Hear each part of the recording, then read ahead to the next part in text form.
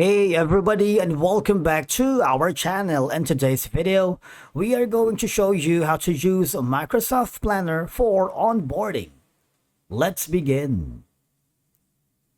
Now, the first thing that you need to do is to log in using your credentials. If this is your first time in Microsoft Planner, I want you to click the sign up option. And from here, just to follow the on-screen instructions and you're good to go. Using Microsoft Planner for onboarding is a great way to organize, track, and streamline the process for new employees. It helps ensure that all tasks are completed in a timely manner and provides a clear structure for both the new hire and the HR or team manager. Once you are logged into your account, I want you to hover to the left side panel of your dashboard and click the My Plans. Now, what I want you to do is to start from scratch by creating a new plan for onboarding, which is going to be found on the upper right corner. All right, so click on it, and there's going to be something that says for the templates for employee onboarding. I want you to click on it.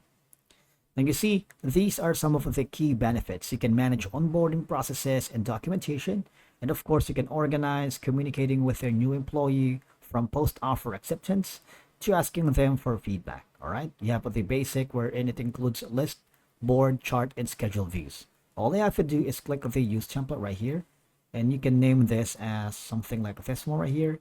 You can add to your pin plans if you wanted, or you can add a group, which is optional. But if you don't want to mess with this one right here, just click on the create button. What will happen is it would be forwarded in this section right here.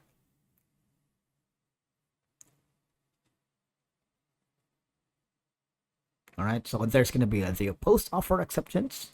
All right, so now here you can set up the buckets to organize onboarding stages.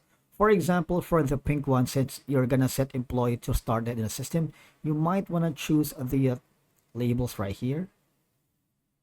All right, label is gonna be something like maybe green to start, and the register is gonna be labeled as something like a blue. So you have the labels right here. So make sure that it represents the different stages or categories for the onboarding process. All right, for example, this is going to be the pre-arrival, the first day, and of course the first week.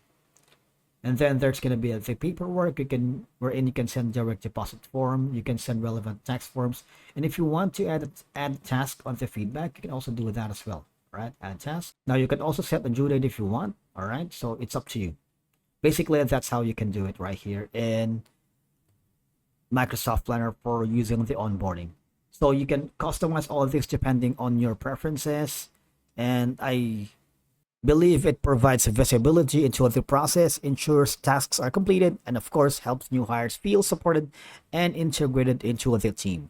Thank you so much for watching. We will see you again in the next video.